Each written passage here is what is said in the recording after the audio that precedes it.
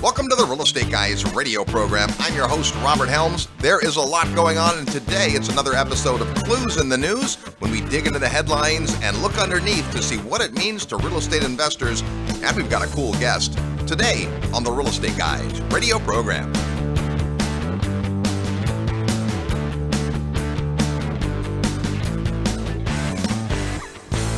If you love real estate and have always wanted to own your own business, listen up.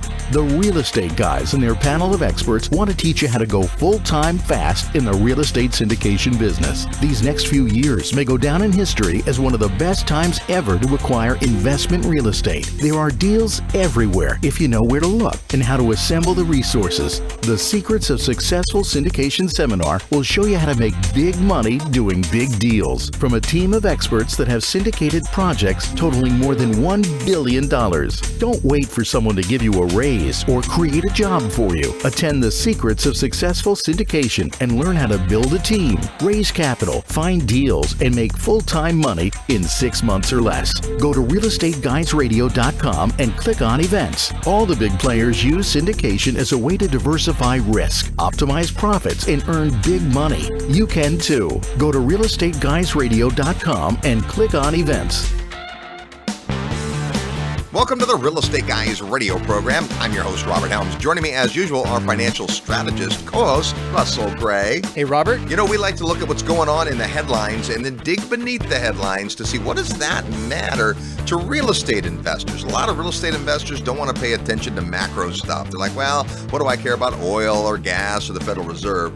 Well, our answer is a lot because we swim in this economic sea as real estate investors that gets affected and impacted by other stuff. And so today, there's some headlines that caught our attention, some things going on, like the Federal Reserve has just come out with the minutes from their last meeting. We got lots to discuss today, so we'll jump right into it. The article from Housing Wire that came out on March 30th says, home prices see highest gain in nearly 15 years. Home prices continued their acceleration in January, according to the S&P CoreLogic Case-Shiller National Home Price Index. Well, by the way, that index in one form or another has been around for a long time, and we watch it to see not only what's happening market-wide, but which markets are performing better than average and which are less than average. Basically, it's up on the Case-Shiller 11.2% year over year, which is the highest gain in nearly 15 years. So prices are up. Now, context to this is we're in the middle of a pandemic. People have lost their jobs, millions of jobs. Businesses are closing, eviction moratoriums, forbearance. It doesn't seem like prices should be up, but obviously they are. And there's some reasons for that. Yeah, well, I think there's a lot of reasons for it. I think one of them is when anything starts to go up, people say, gosh, it's going up, I want to get in. The other thing is you've had interest rates very low, and they've needed to be very low to stimulate things going through the pandemic. And so that makes money cheap. And so there's incentives for people to go out and access the cheap money to grab an asset they think is going to go up in price over time. So the market turns a little bit speculative. That's human nature. It happens every cycle. So that part's not unusual. The thing that's unusual, of course, is we've never been in a situation where we've had interest rates this low for this long. And the question is, can they continue to go down? I think that's part of what's driving it because people recognize, hey, I better grab as much as I can while I can. The other part of it is we've never had these eviction moratoriums or foreclosure moratoriums. I mean, there might be rent control or things that happen in certain specific geographics, but on a national level, we've never seen anything like this. And then, of course, you have what's going on in terms of the supply and demand, right? Builders, I think rightfully so, are like, hey, I'm not sure I'm going to go build new inventory heading into a situation like this because of the softness in the economy and all the uncertainty. I think there were a lot of things done to try to create some safety, but still, anybody that was around 15 years ago and had development projects blow up in their faces because they started the process in a bull market in terms of bringing on new inventory, and then all of a sudden had the bear show up and you're sitting there holding inventory you can't get rid of. I mean, well, we saw a lot of developers. I remember getting called into developers who looked at us to try to help them move a lot of their excess inventory in the Las Vegas market and other markets because they were building into a decline.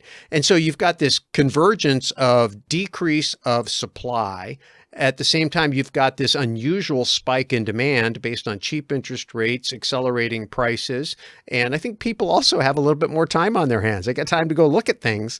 And then, of course, prior to that, you had the pent-up demand of millennials being housed with their parents, and maybe some people thinking, gosh, it looks like there's going to be some debt forgiveness for my student loan. Maybe I'm willing to stretch a little bit, whereas before I wouldn't have. So we can't say for sure what's going on in the housing market, but the stats are pretty clear. Equity is happening at a huge rate. The question is it sustainable? Well, of course, any article is going to have the bent of the journalist. This says that January's data remains consistent with the view that COVID has encouraged potential buyers to move from urban apartments to suburban homes.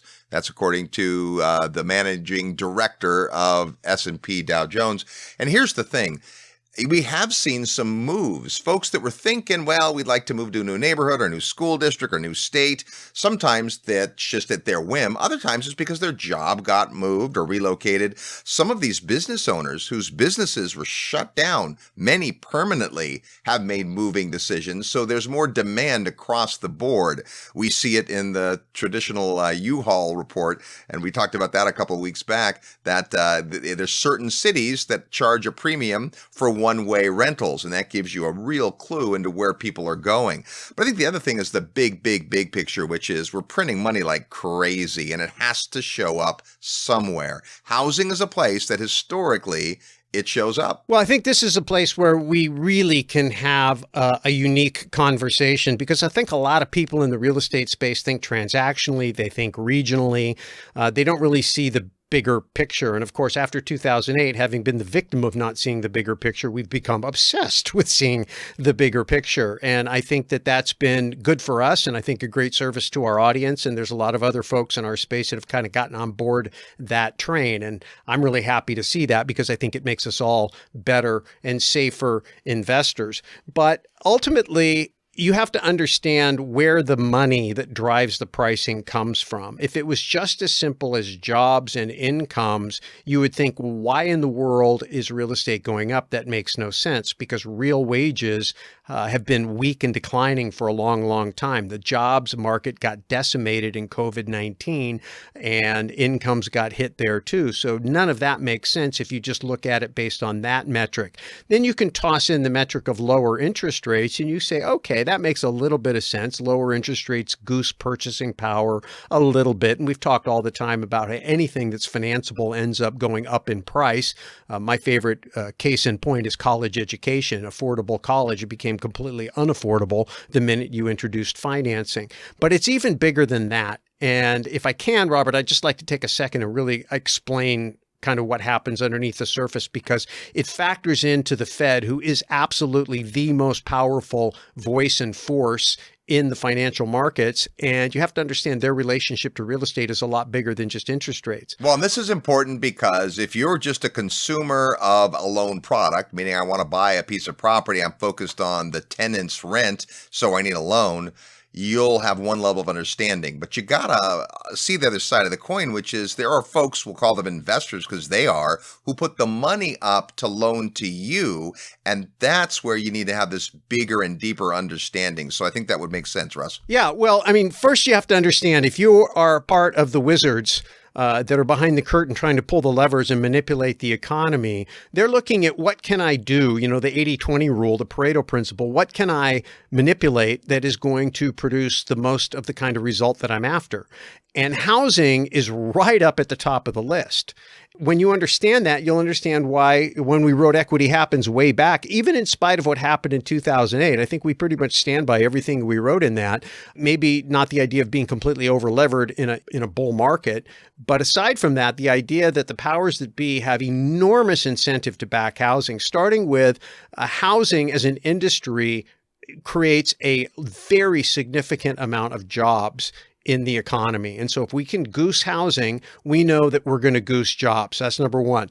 Number two is that the mortgages are securitized into mortgage-backed securities, and they're a major part of the bond market that's very, very important to being supported. How do we know that? Because the Fed buys tens of billions of dollars. There were a lot of words there, So I think we can't assume everybody knows what we're saying when we say that the individual mortgages are securitized and make it into the bond market. So no investor left behind.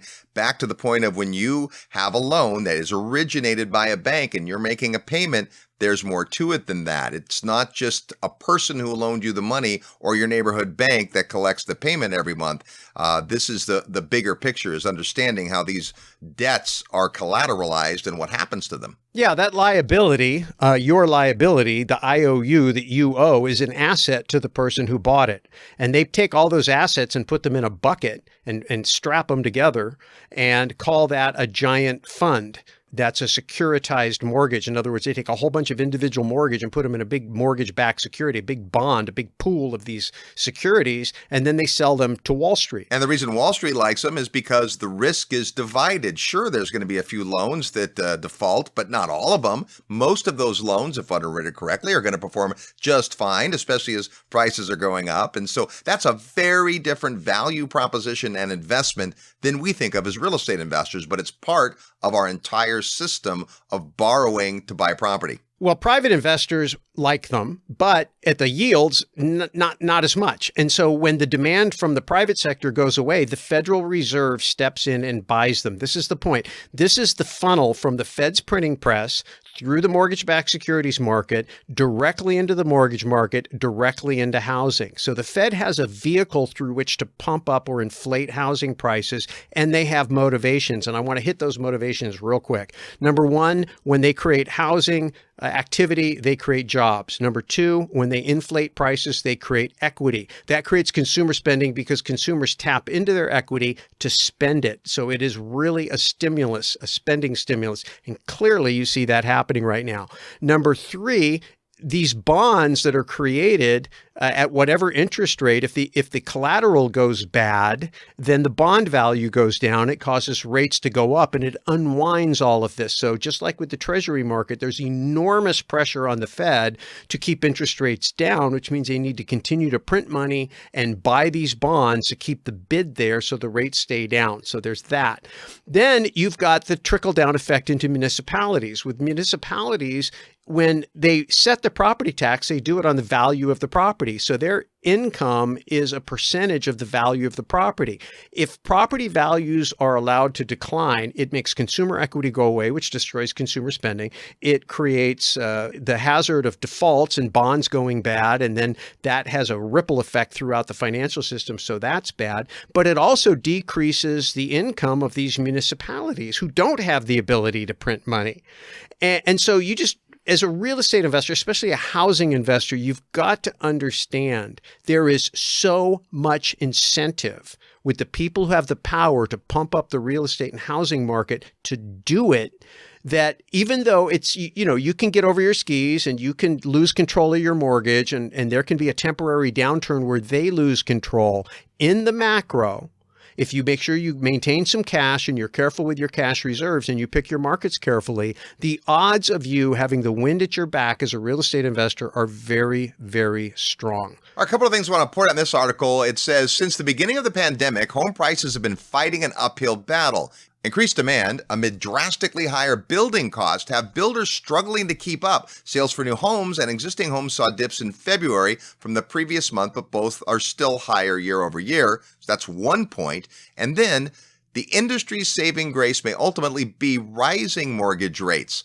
Higher rates will cool off some of the demand, and since new homes are much more susceptible to fluctuations in rates, builders will have time to catch up. More inventory means lower prices and less expensive building costs. And building costs right now are sky high. And when the components of a property increase in value, then eventually, if not instantly, the cost, the price of that asset goes up in value. Yeah, well, I mean, if you look at the major costs that go into construction, it's going to be materials, which are basically commodities. And first and foremost, or near the top of the list, is lumber. And I think anybody paying attention knows what's been going on with lumber. Same thing's been going on with copper, another major component. Then you've got energy. And we all know what happened to energy from minus 40 to plus 60 over the last 12 months. That's pretty substantial. So you've got that. The other big cost is interest. Now, you can do quite a bit to try to reduce interest costs, but as you know, they've been creeping up. Now, I don't think that that's going to last for all the reasons we talked about, but you do have that temporarily affecting the issue.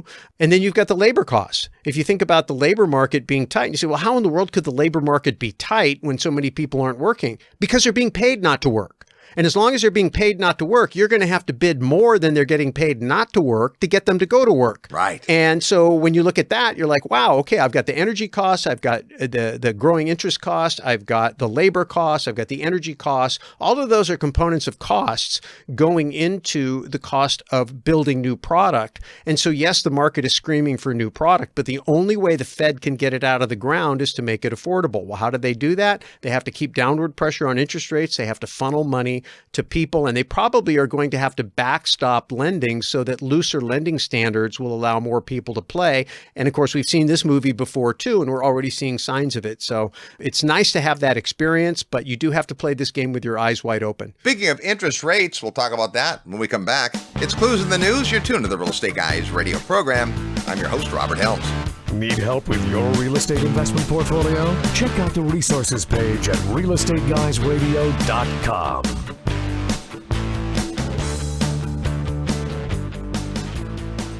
Stop for a moment. Why are you listening to this show?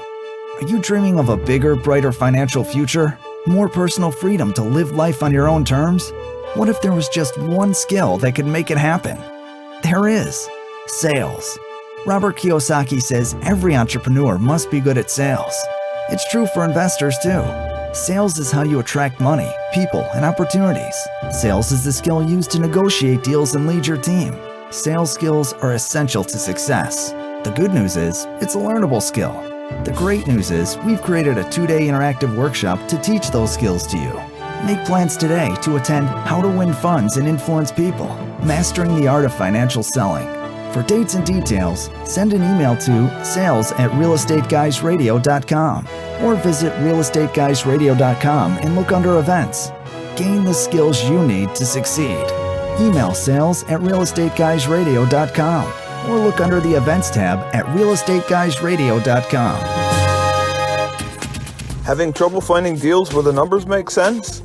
Invest in an asset class that delivers cash flow to you in good times and bad, and where most of that cash flow is tax-free. I'm Dave Zook. Many of you have heard me speak at Real Estate Guys events or heard me on their podcast. My team is a top 5 ATM operator in the country, and right now accredited investors can make cash flow returns well into the double digits and get huge tax deductions.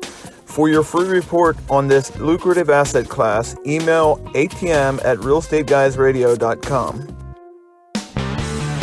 Hi, this is Kim Kiyosaki. I'm the author of Rich Woman, and you are listening to The Real Estate Guys. Welcome back to the Real Estate Guys radio program. Heard every weekend on this fabulous radio station all the time at realestateguysradio.com. There's still time for you to join us on the 19th Annual Investor Summit on the Sand. It's going to be extraordinary. We have more than 80% of the space taken.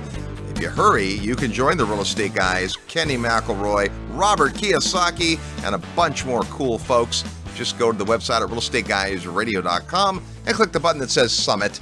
It's Clues in the News. We like to occasionally look at the headlines to see what's going on and what it means to you. And we were talking about obviously rising home prices and what that means to builders and the like. Let's talk about the mortgage side. Interest rates have been inching up. Here's an article that came out April 8th on MarketWatch.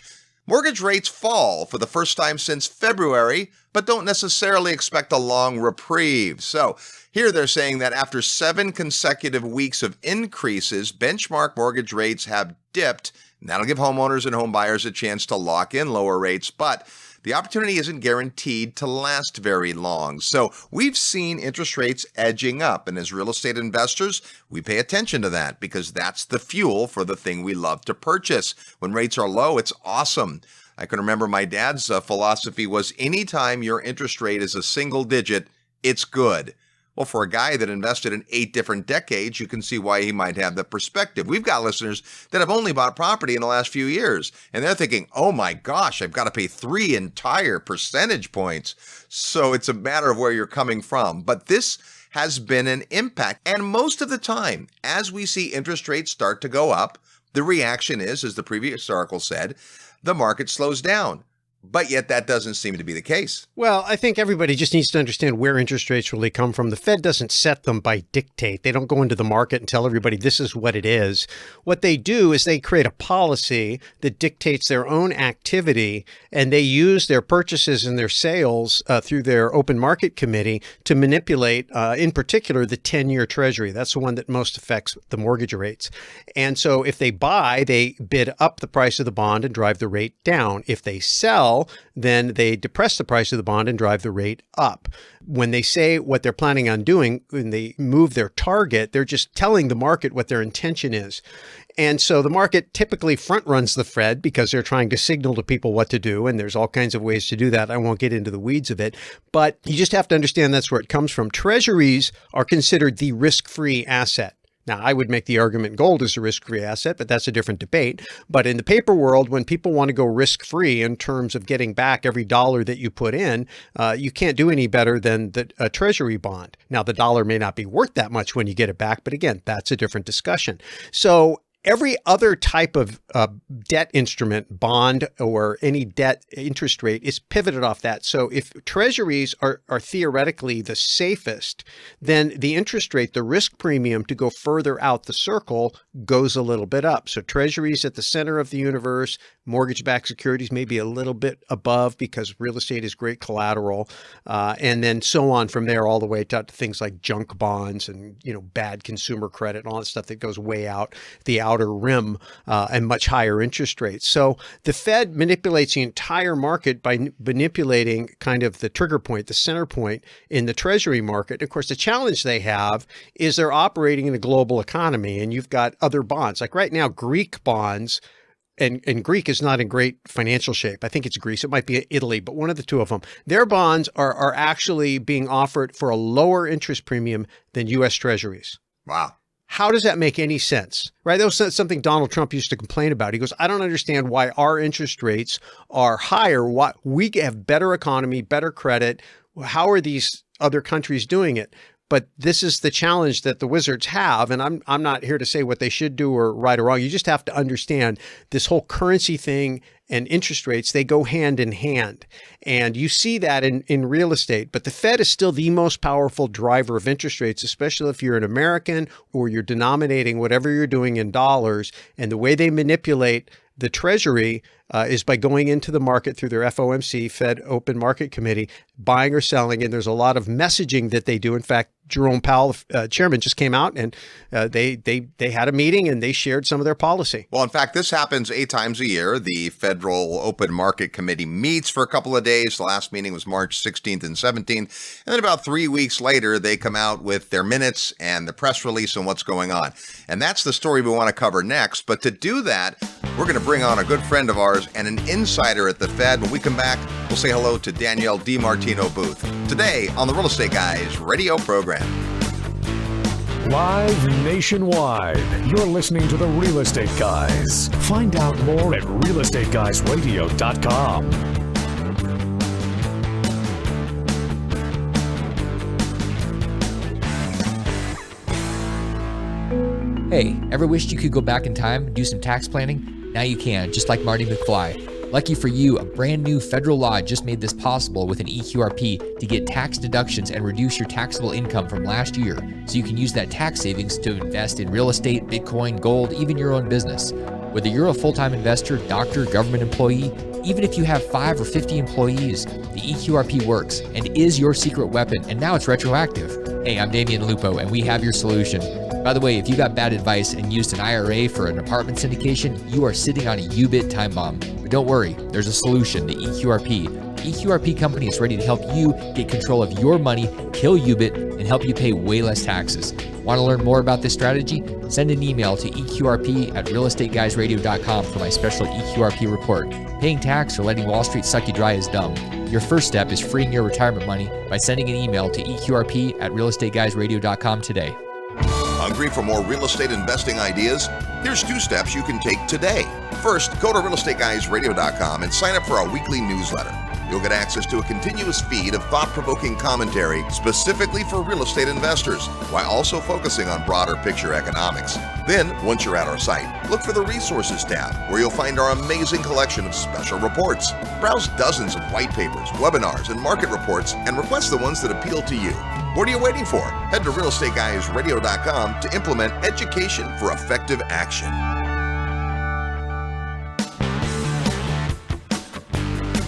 Hi, this is Mauricio Raul, founder and CEO of Premier Law Group, and you're listening to The Real Estate Guys. Welcome back to the Real Estate Guys radio show. Thanks so much for tuning into the program. If you're not yet signed up for the 19th Annual Investor Summit, there's still time, but you gotta make that move. It's going to be an extraordinary week plus with an incredible faculty in a beautiful part of the world. All the details on the website at realestateguysradio.com. Under the button that says Summit, it's clues in the news. We like to take a look at the headlines and see what that means to us as real estate investors. Before we get back to the headlines and the clues that they contain, it's time to play Real Estate Trivia. Your chance to win a prize by knowing today's real estate trivia question, and it's a unique one this week. Not the question so much as the fact that we're going to give away more than one prize. Typically, it's the first person that gets it right. This time, we're going to give away more than one prize. I'll tell you how that works in just a minute. When you hear the question and think you know the answer, send your best guess to trivia at realestateguysradio.com. Trivia at realestateguysradio.com. You want to include your name, your answer, and your mailing address, because if you're the winner, you're going to get a brand new cool book that just debuted as an Amazon #1 bestseller. It's called Bringing Value, Solving Problems, and Leaving a Legacy. We talked last week with Tom Ziegler, who wrote the foreword to that book. Since then, it's been released and has sold quite well. So you can get a copy without having to invest the money by knowing today's real estate trivia question. But first, last week on the show, with Tom Ziegler as our guest, we asked this: where was Zig Ziglar born? Zig Ziglar was an incredible motivational, inspirational speaker, and a lot of people know that he was part of a really big family. In fact, he was the 10th of 12 children and the youngest boy. He was born prematurely, in fact, in Coffee County, Alabama. Here's our real estate trivia question for this week. We're talking about housing and prices and interest rates and all of that. Name the least affordable place to rent in the U.S. Yeah, you know, some places are quite affordable to rent. Some places are not very affordable to rent. Name the least affordable place to rent in the U.S. And this is as of March 2021. So it's current stuff. If you think you know, or you want to guess, or maybe you live there, send your best guess to trivia at realestateguysradio.com.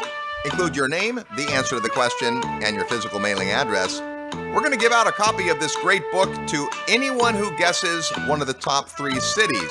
So if you don't get the exact answer right, but you're in the top 3, you're still going to get this incredible book, Bringing Value, Solving Problems, and Leaving a Legacy. That's today's real estate trivia question.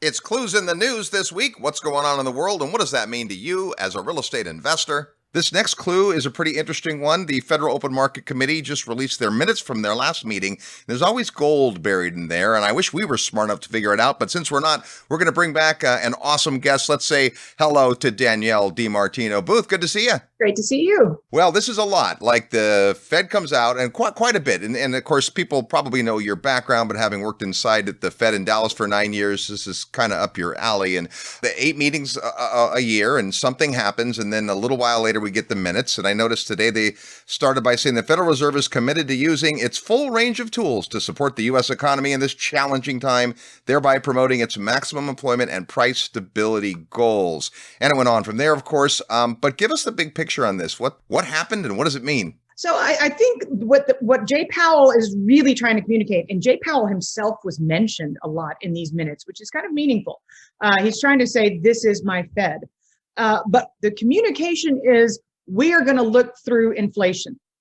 We're going to look way through inflation. We're going to look way past inflation. We're going to look back to past episodes when we saw prints that were higher than the 2% target, and we got past them, and they ended up being head fakes. So very market friendly, very dovish. It's, we're going to keep buying $120 billion every single month. We're going to keep growing our balance sheet. Whatever the federal government deems fit to legislate, they will underwrite. And if prices start to get a little bit of haywire, they're just going to look the other way. And you couldn't be more market friendly than what the Fed is right now. Well, I think perhaps this is calling back to the thing you mentioned, which is it's not that common that we see the chairman mentioned as much and taking this front of a position. And I think maybe that's, as a new Fed chairman, relatively new, this is maybe him just establishing kind of his sandbox, if you will. I buy into that, but I also knew Jay Powell before he is the Powell he is today. Yeah. And it would surprise me. It would really surprise me if he wants another 4 years by the end of this coming January. It would actually shock me. This is not an easy position. Stocks are in the 99th percentile, historically speaking, valuation wise. He's created a miniature housing bubble in a very compressed time chamber. And the credit markets were not healed post-COVID. The Fed had a great opportunity. I mean, there are companies that should have gone out of business in 08, 09, and 10 that are still with us today. And COVID kind of gave the Fed an opportunity. They could have launched full-blown QE like they did, but they didn't have to come in and rescue the corporate credit market in America, and they did. So now he's got this massive, prior to COVID, he had a huge bubble in corporate credit. Now it's just bigger, and commercial real estate looks like a slow-moving train wreck.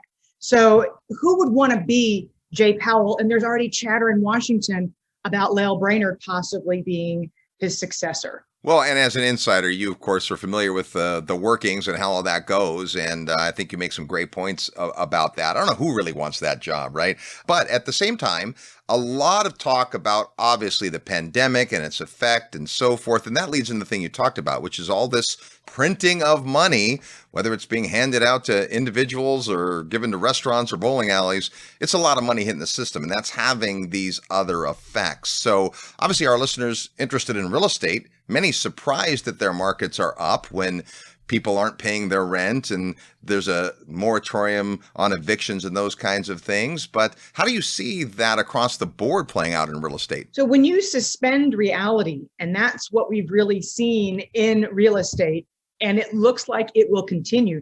The Consumer Protection Finance Bureau, CF, it's an acronym. Yeah. But the watchdog for the mortgage market basically came out in the past few days and said, don't even think about foreclosing. Even if the window opens, you're going to have to prove that you're not doing something that's going to harm the homeowner. I'm like, well, okay, if they can't make their mortgage payment, then they can't make their mortgage payment. At some point, you're going to have to pull the plug, but they do not appear willing to do that. We know that Trump was able to sign into law with an executive order, an extension of the rental eviction moratorium. So, even if there's a flip in the midterm elections and the GOP is then in control of the Senate, you could still foresee this being dragged out for years, plural. And that's why you have these massive distortions in Austin, Texas, and Boise, Idaho, name the city in Las Vegas, even though the Las Vegas joblessness rate is still through the roof, but the housing market is quite hot. This is what you create. And that's there is literally a panicked need to buy a home right now. And you're seeing bidding wars, the likes of which we've never seen. And, to their credit, some home builders are finally starting to pull back and say, wait a minute. The price for a front of foot here in Dallas, Texas, where I am, it's up 33% in the past 12 months. I mean, if you're Joe Q home builder, you got to step back and say, wait a minute, I know buyers are buying in at very frothy prices, but me builder, am I going to make my return? I don't know. And lumber prices are through the roof, and you name it. So this is a fascinating time in your world because what's happened has happened so quickly. We have seen obviously escalations in all kinds of the component pricing of construction, but a lot of that too, I think, is, we were hearing a year ago that one of the things that was going to happen as a result of COVID was a lot of supply chain interruption that we wouldn't see for some time. I don't know how much of it is that versus how much is just demand across the board. And when we have more dollars, well, a lot of it finds its way into real estate. Oh, look, it's a massive combination. And don't forget, you've got the Fed that's bought up a third of the mortgage market as well. So, you've got mortgage rates at artificially low levels. Even though they've come up off their lows, they're still somewhere in the vicinity of 3%. So and cash out refinancings running at $100 billion a quarter clip. People are taking money out of their homes again, like their ATM machines. I mean, you thought these were cliches that we were going to get past, but clearly we haven't. But this is the perfect storm in a good way if you're a home seller. Yeah, it sure is. And the whole thing about, selling is if I'm selling because my family's getting bigger and I'm moving up, well, I get more for the house I sold, but I also have to buy a house and it's arguably gone up more. So that is the challenge. I have friends in other states who've sold their homes that are like, oh my gosh, look what I can get for my house. And I'm like, yeah, but are you going to go live in a tent? Right. So, they're in rentals that they have to get out of before the summer season hits, and they can't get houses. They're like, I just can't believe what these prices are. And I'm like, that's why you sold. Exactly. And of course, we are seeing the more affordable states be the recipient of that. People come to a less expensive state from a more expensive state and they're like, wow, this house is only $1 million. Of course, if you've lived in that market for years, you're like, well, gosh, it was only 800,000 last year, right. But that money is coming. They have that money. So real estate investors, we're less about speculating on where the price may go as much as we're thinking about the durability of the rent. And yet it's the same thing there, right? If I can't evict a tenant that doesn't pay, if the business that occupies my commercial building has sent everyone home to work, well, where is the safe haven? Yeah, I mean, look, the sheer amount of multifamily coming online in the pipeline. Before we came on, you mentioned I'd spoken with Ivy Zellman. She showed me some data and I was blown away. And I follow this stuff really closely. But the volume of units coming online in multifamily, and you still can't evict. So you don't know where the market clearing price is if you're Joe Q landlord. And look, 48% of landlords in America are small business people. Right. They've really been raked over the coals in this episode. And some states are worse than others. You see the guy with the sign, stop all foreclosures and stop all evictions. And I guess, I get that from the human level, except this is a business that we're in. And why is it that the landlord should carry the uneven burden of taking care of that? I mean, like you say, most of them are small, right? And it's a cash flow business that you're in. It's not just any old business. This is a cash flow business. That's the business model for landlords. And it's been decimated. And, you keep saying to yourself, when are the executive orders, when are the extensions going to stop? And allow markets to clear. There are people in markets who can't afford to live where they've grown up because they've been swarmed by Californians and people moving out of New York, and they see the real estate prices and they're like, hell, it's a buy one get one free sale. I'll just buy two, raise them off the property, and build myself a gigantic house there. And I still have money left over from selling my house wherever I left. Crazy stuff. Hey, besides the Fed's meeting minutes, we also, I guess, had good news from the jobs report. Do you want to speak to that and how that might fit this conversation? So we're seeing massive. There's a website I follow very closely called Opportunity Insights, and it's real-time data. So they track job openings on a weekly basis. And job openings right now for people with the least amount of education are up 63% year over year. Wow. Incredible numbers. People with the most education, job openings are up 2.8%.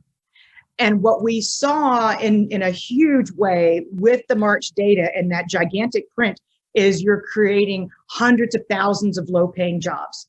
And as you reopen the economy, Florida is, I'm writing the Daily Feather tomorrow. Florida is the sunburn state. It's not the sunshine state. Yeah. It's the sunburn state. I mean, their job growth is off the scales. A lot of it has to do with the stimulus checks. And I mean, on February the 3rd, the Democrats basically announced that they were going to be able to pass this package. And we saw consumer credit in the month of February in anticipation of the stimulus checks go through the roof. It was up $29 billion in 1 month. Because people were booking their spring break vacations. So the job market is an interesting beast, because if you look at the 4.2 million Americans who've been out of work for 27 weeks or more, you look at that number in isolation, and you outside the financial crisis and its aftermath, there is no precedent to where we are right now with long-term joblessness, but it pays a heck of a lot right now to not work. So there's just a lot of cross currents, and you have to say to yourself, what would the economy look like? What would the housing market look like? What would the stock market look like if there weren't all of these trillions and trillions and trillions of dollars of Band-Aids that are the stimulus measures blow away anything we've seen in the post-war era? Well, I liked your comment about suspending reality because that's what this is. And anytime there's manipulation, it makes it that much harder to kind of figure out what side to be on. And there's so much of that. So everyone's, hooraying the stock market. But at the same time, if you look at what the purchasing power is of those dollars, or you value the stock market and say gold or something, it looks completely different. It absolutely does. And your point is priceless.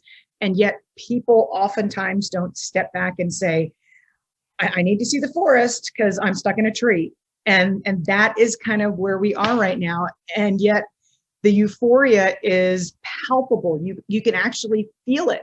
But, to your point about suspending reality, as I mentioned earlier, look at subprime car loans.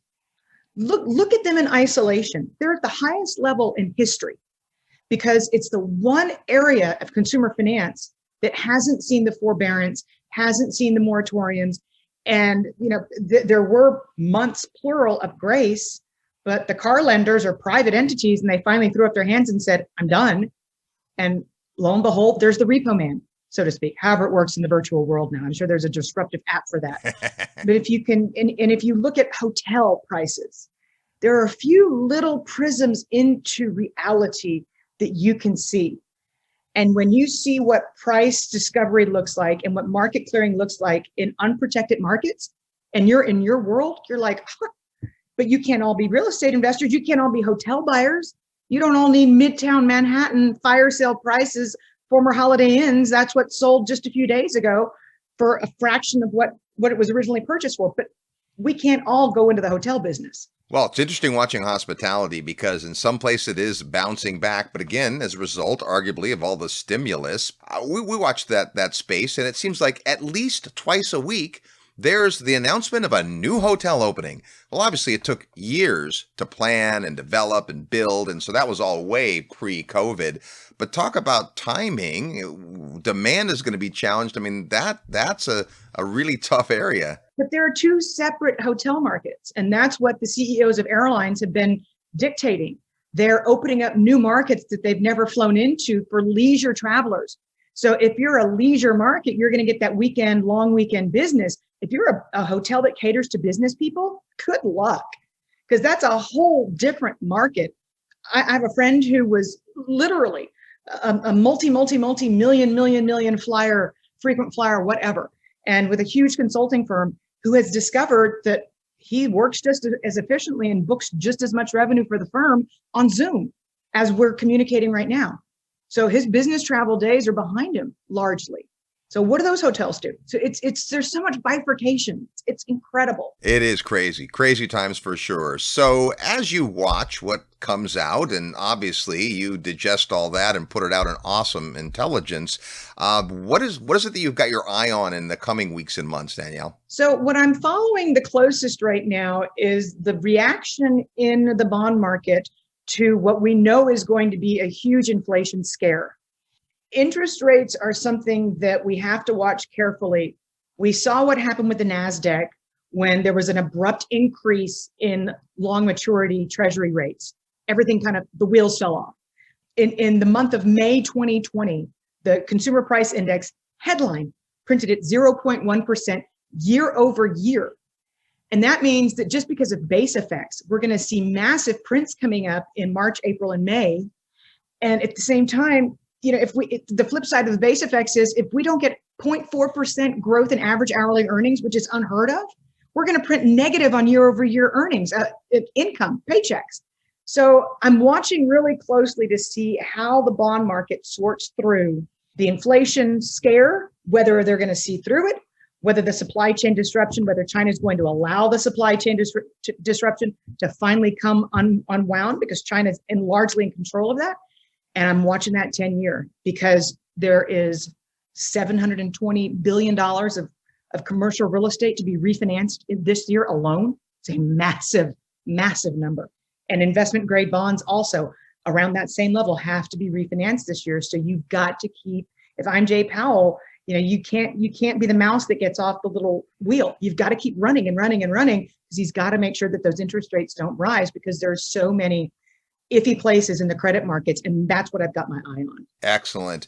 Hey, we had one more thing we were going to talk about in Clues in the News, and let's get you to chime in on this. Not sure if you've read Jamie Dimon's letter, but he came out and many of the things he was saying was not very bullish about America in general. And, that's a lot of people have that opinion and others don't. And people look at the prices of things and go, well, everything's good.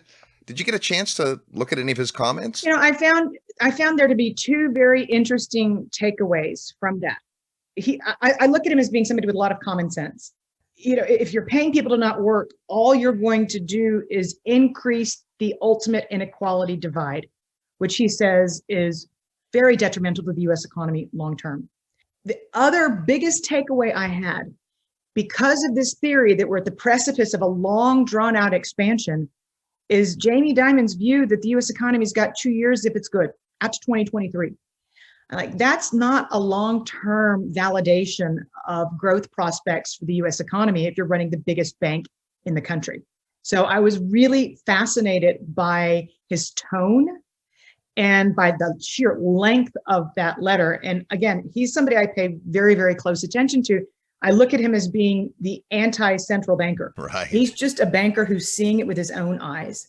So I highly recommend to everybody to read the whole thing. Well, speaking of bankers and the like, your amazing book, Fed Up, An Insider's Take on Why the Federal Reserve is Bad for America. Before we were talking on air here, you were mentioning, maybe one day what the Fed says won't matter. Well, what does that look like? Is there a reality where the Fed doesn't dominate like they do? And what might that look like? So this is a huge, we need an hour to answer this question, but this is the long story short. China has moved very quickly to launch a central bank digital currency. That is going to expedite the irrelevance of the US dollar. If the Fed goes that route and ends up having a Fed coin to where Americans have accounts directly at the Fed, and maybe that's what Jamie Dimon's talking about. Maybe he doesn't see his own bank as being in business in 2 years if he's no longer taking deposits because everybody's got the deposits directly at the Fed. If you go that route, basically facilitating socialism in America, because that's what it does when you're delivering money directly from the US Treasury into the bank accounts of people. You're making Fed liabilities legal tender. Fed doesn't matter anymore. Fed policy doesn't matter anymore. And that's when we quit talking about the Fed. But at that point, we have runaway interest rates and much bigger fish to fry. Danielle DiMartino-Booth is the chief strategist for Quill Intelligence. Danielle, share with us, for the listeners that might want to learn more about your research, how is it that they can find out about that? So come over to quillintelligence.com. I believe we've created a discount code just for you guys so you can subscribe. So come in and check out the Daily Feather, the weekly Quill. We put out some of the most unbiased, independent research on the street. And if you have a really bad case of insomnia and you're prone to boredom, follow me on Twitter at DiMartino-Booth. You won't be bored anymore. Great stuff. Well, we appreciate that not only do you have a breadth of knowledge when it comes to this stuff, but you pay attention, and real estate's part of the mix that you watch. Absolutely. So as always, it's great to see you. Great to have you on the program. Thanks, Danielle. Thank you so much for your time. You're tuned to the Real Estate Guys radio program. It's Clues in the News. More when we come back. I'm your host, Robert Helms. Real estate investment advice right in your mailbox. Sign up for the free Real Estate Guys newsletter at realestateguysradio.com. In uncertain times like this, it's great to know there are two things you can always count on: high demand for affordable single-family homes to live in, and Terry Kerr's amazing Memphis team at Mid-South Home Buyers to find, fix, and manage the next addition to your recession-resistant real estate portfolio. The Memphis market is logistics and distribution dynamo with an economic engine that's essential to moving goods and critical supplies all over the United States. Quality rehab, proven profitable property management, affordable rents, and solid ROI make turnkey property investing through Terry's team a dream when it matters most. To learn more about Memphis and Mid-South Home Buyers, send an email to midsouth@realestateguysradio.com. That's midsouth@realestateguysradio.com. Arr, matey. A few spots remain for the Real Estate Guys 19th Annual Investors Summit. Imagine spending an entire week with like-minded investors, world-class educators, and real-world professionals. Returning this year are sales legend Tommy Hopkins, the editor of the Gold newsletter Brian London, international real estate developer Beth Clifford, and Jim Rohn's 18-year business partner Kyle Wilson. Plus, returning for his 9th Investor Summit, best-selling author and the Rich Dad advisor for real estate Ken McElroy. And joining us live and in person for his 8th Investor Summit, Robert Kiyosaki. It all begins June 11th in beautiful Belize. Visit realestateguysradio.com and click the tab that says Summit to reserve your spot. This transformational week is like no conference you've ever attended. Go to realestateguysradio.com and click Summit and make plans to spend a week with the Real Estate Guys, Ken McElroy, Robert Kiyosaki, and an all-star faculty on the 19th Annual Investor Summit. Hey, this is Peter Schiff, and when you're not listening to me at schiffradio.com, make sure to listen to the Real Estate Guys. And welcome back to the Real Estate Guys radio program. We're so glad you've tuned into the show today. A lot of information in the news, and what we all have to decide, of course, is what does that mean to me? As a real estate investor, it's easy to let the eyes gloss over and pay no attention to the big picture financial stuff, but you got to understand it because it affects us. And also, as you continue to build your portfolio, every time that you go through, every era that we experience makes us stronger investors. We often talk about how difficult a time we had in the crash of 2008 and how devastating it was. But I tell you what, we are such better investors today because we went through it. We went through it. It was painful, but we got through it. We got the lesson, and we started surrounding ourselves with people that get it, like Danielle. Isn't she awesome? She's brilliant, and she's articulate. She's got a lot of energy. She's pragmatic, which I appreciate, and I tend to be a little bit more on the tinfoil hat side of the world, right? I'm very suspicious of these people that have huge amounts of power, and sometimes it seems to me like they're all coordinating together and it's us against them. So I'll confess that sometimes my worldview comes from that perspective. But when you talk to someone like Danielle, who spent 9 years inside the Dallas Fed, that's somebody who kind of understands what goes on inside the sausage factory, and yet she came out, and instead of going into academia or journalism, at least mainstream journalism, or going into the banking system, in the Fed, some other position somewhere, government, something like that, she became an entrepreneur.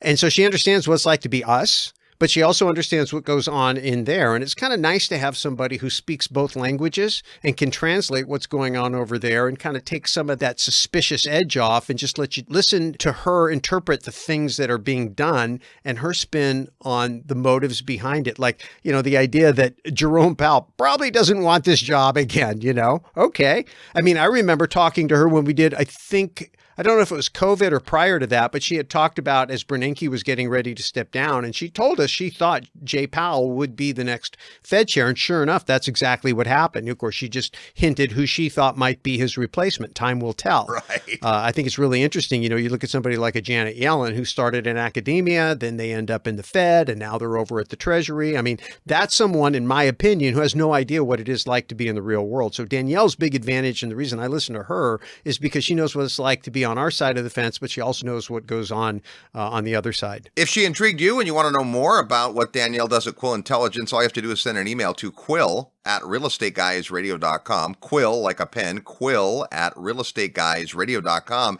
And she'll go ahead and extend that discount she talked about to her intelligence. It's great, great stuff. Hey, in our few minutes remaining, I think we could do another article. But to me, the whole idea of getting around people that are sharp, who spend their time paying attention, who look at the big picture and understand the micro side of it too. There's such value in that. So congratulations for listening to podcasts like this one. There's a lot of great podcasts out there. In fact, we've got an event coming up where at least 15 different podcasters are all getting together. It's called the Investor Summit, and it takes place this year in beautiful Ambergris Caye, Belize. We've got brilliant folks coming, not only the faculty, but the attendees. Many have been with us year after year, bunch of new people coming. But Russ, for me, the ability to not just listen one way to what somebody thinks, but to, number one, get into conversations, and number two, to hear conversations between smart people. Yeah, it's really interesting because we just had an experience with an inner circle member in the syndication club, and they were busy working on their portfolio and trying to make some strategic decisions. And so I got involved in doing a consultation. I said, look, let's get this done. Let's get done quickly. Let's get the estate attorney. Let's get the asset protection attorney. Let's get the CPA. Let's get the equity strategist. Let's get everybody on a call. And in 1 hour, we're going to bang it out and get it done. We got more done in that 1 hour. Was it an expensive phone call? Absolutely. But we got more done in that 1 hour than if this guy had tried to run the thing by himself. It would have taken him months, if ever. And it's the same thing here. If you want to take your education, your understanding of these macro things, and you want to understand how it relates to real estate, if you want to be around a lot of other people that listen to shows like this, that follow people maybe you've never heard of, that look at life a little bit differently than you have, and you get them all together in one place and spend 1 week with them, you will learn more. In 1 week, you will develop better, stronger, more strategic relationships in 1 week than most people do in 10 years. I'm saying that because I know it's true. After 18 years of doing it, this is number 19. It's exactly what happens. And so we can't over promote it as much as we try, but we do encourage you, if you enjoy this type of content, if you enjoy hearing from people like Danielle, and maybe we'll get her, I don't know, there's always an invitation, but we got great people coming. Kenny McElroy, who's brilliant, Robert Kiyosaki, who's been working with Kenny, for a number of years and invested in hundreds of millions of dollars of real estate. And the list goes on and on. But there's a whole bunch of people that aren't even what you'd call household names. And so it's not going there so you can, hobnob with rock stars. It's getting around the Main Street real people who are multimillionaires and investing in all kinds of different niches. And then hearing what they think and what they ask and how they're reacting and what they're seeing. And again, can't say enough about how much you'll learn, how quickly you'll learn, and how fast you'll get connected to a big network of quality people. Is it expensive? Yeah, pretty much. But compared to what? Compared to not having the network, compared to not having the knowledge, just one idea, one relationship, one opportunity can pay you back 10x. In fact, we had a guy told us the other day, he went on the summit, I think 2 years ago, and he raised $15 million and 10x'd his net worth. How much did that summit cost him? It would have cost him a ton had he not gone. And he's coming back. You'll meet him and a whole bunch of other cool folks. And by the way, it's also a ton of fun. There's a few spots left. Just go to the website at realestateguysradio.com. Click the button that says Summit. Well, there's clues in the news. There's a lot going on, and hopefully you got some distinctions today. Big thanks to Danielle DiMartino-Booth for sharing her big brain with us. If you want to know more about what Danielle does, just send an email to quill@realestateguysradio.com. We've got a bunch of awesome guests coming up in the coming weeks. It's going to be fun. Until then, go out and make some equity happen. This episode of the Real Estate Guys radio show is brought to you by Paradigm Life. Powerful cash management strategies using life insurance. Learn more at beyourbank.com. Mid-South Home Buyers. Low-cost, turnkey cash flow properties in Memphis, Tennessee. Corporate Direct. Asset protection strategies for real estate investors from attorney and rich dad advisor Garrett Sutton. Find these and other great companies under the Resources tab at realestateguysradio.com. To learn how you can expose your product or service to the Real Estate Guys audience, call 888-489-7723 extension 4. That's 888-489-7723 extension 4. Or use the feedback page at realestateguysradio.com. Thanks for listening, and we'll see you next week right here on the Real Estate Guys Radio Show.